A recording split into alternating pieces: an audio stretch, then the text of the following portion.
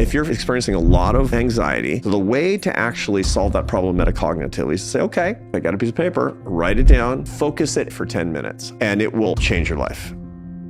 Metacognition simply means thinking about your thinking and taking more time as you react to your emotions. The emotions are produced in the limbic system of the brain. You react to them and decide what they mean in the prefrontal cortex, the C-suite of your head. When your kids are little and they're freaking out about something, you say, use your words. What you're saying is be metacognitive. Allow yourself to explain this thing that you're feeling, and in so doing, you're using your prefrontal cortex as opposed to relying on the limbic tissue of your brain. So write it down would be an example. Journaling is phenomenal. Classic case. So you're anxious. Yeah. Anxiety is unfocused fear. That's what it is. Fear was adapted in the human species to be episodic and intense. The problem in modern life is that we have all of these vague threats that are happening that are kind of half illuminating our amygdala, a little drip of cortisol into our brain all the time, and that's unfocused and freaking us out. So the way to actually solve that problem metacognitively is to say, okay, I got to focus it. I got a piece of paper.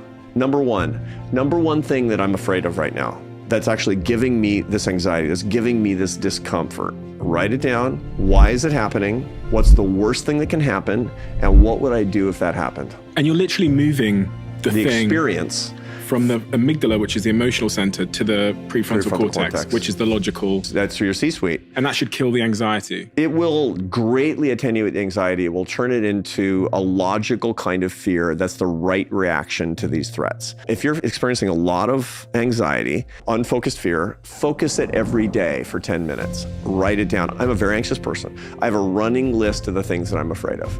A running list. I have lots and lots of lists. I keep lots of lists because journaling is so critically important. I also have a failure list. What are you afraid of? I'm afraid of failure. I'm afraid of failing. What would failure look like? I know. That's the thing. It's an unfocused fear. And so when I write it down and I focus it, I go, yeah, it's true. That's the point. So failure is a specter for strivers. When you look at it, it goes away.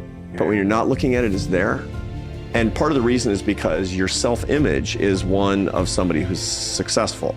So you're self-objectifying as a successful person. You're success addicted, meaning the ventral striatum of your brain gets tapped every time somebody says, Steve, you got another 7 million downloads, or something that is not inherently meaningful in that particular way, because the metric is actually what taps your ventral striatum again and again and again. If that's going in the wrong direction and you're not making progress, then that sort of feels somehow not successful, which means that things are going in the wrong direction, and that's just like this phantasm, right? It's like, and so, okay, focus it, look at it, poof, right? It disappears. It doesn't entirely disappear. It turns into what it really is, which is a mouse, not a lion.